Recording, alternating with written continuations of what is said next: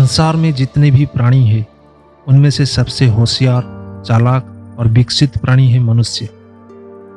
मनुष्य का मस्तिष्क बाकी प्राणियों से ज्यादा बुद्धिमान है। दरअसल दिमाग कंप्यूटर प्रोसेसर की तरह है।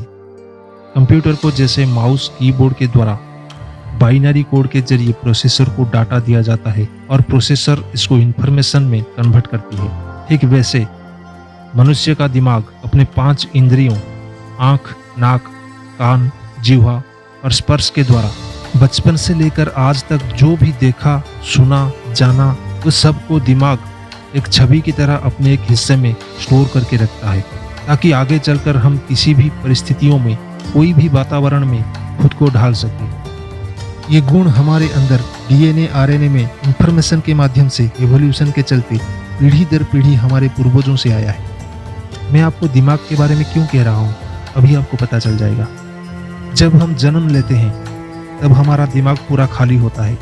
सिर्फ कुछ लक्षण जो हमें डीएनए में इंफॉर्मेशन के द्वारा पूर्वजों से मिला होता है, जैसे सोना, हंसना, रोना, इस सब के अलावा बाकी इंफॉर्मेशन हमें खुद हासिल करना पड़ता है।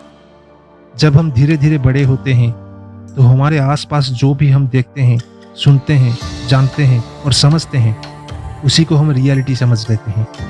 कभी अकेले में जाके एक बार सोचिए, हम कौन हैं, हम कहाँ से आए हैं, हम क्यों हैं। आज के वैज्ञानिक युग में इन सब का उत्तर हम जानते हैं। हमारा ब्रह्मांड क्या है, हम कहाँ हैं, ये दिन और रात कैसे हो रहा है, बारिश क्यों होती है, ये पेड़ पौधे कैसे उगते हैं, हमें जीने के लिए क्या करना चाहिए, सब कुछ। फिर भी हम उन्हीं को सच मानते हैं जो चीज़ हमें सिखाया गया, समझाया गया और दिखाया गया है।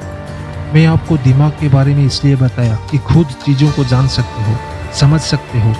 कौन क्या कह दिया इसका मतलब ये नहीं कि वो सच हो। आज से 2600 साल पहले तथागत बुद्ध कह गए हैं, अप दीपो भव, मतलब अपना दीपक खुद बनो। कोई धर्म ग्रंथ का हवाला दे वो भी मत मानो, खुद चीज़ों को समझने की कोशिश करो।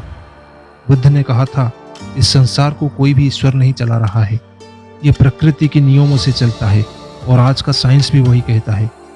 एक बार खुद को प्रश्न करो, हमें जो धर्मशास्त्र के द्वारा दिखाया जा रहा है, क्या वो कहानी नहीं लगती? अगर किताब में लिखी चीज सही होती तो कुछ तो सबूत मिलता। करोड़ों साल पहले की डायनासोर का पता चल रहा है। 5000 साल पहले इंडस वैली सिविलाइजेशन का सबूत मिला है, जो कि एक आधुनिक नगर थी जहां स्विमिंग पूल और ड्रेनेज सिस्टम की सुविधाएं उपलब्ध थी। लेकिन धर्मशास्त्र कहता है अब वैदिक युग था। आपको किस पे भरोसा करना है, किताब में लिखी चीज या धरती खोजने से जो सच मिलता है वो? इंसानी दिमाग बहुत ही एडवांस है।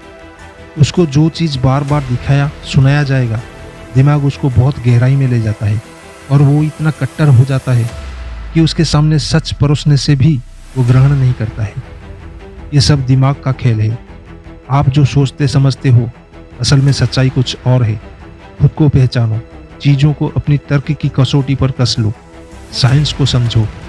बाकी देश मंगल ग्रह को जाने की कोशिश में है और हमारा देश का भविष्य मंदिर मस्जिद बनाने चला है। आपका भगवान के ऊपर आस्था है, अलग बात है, लेकिन धर्म के नाम पर दंगे तो मत करो, गरीब लोगों को शोषण तो मत करो।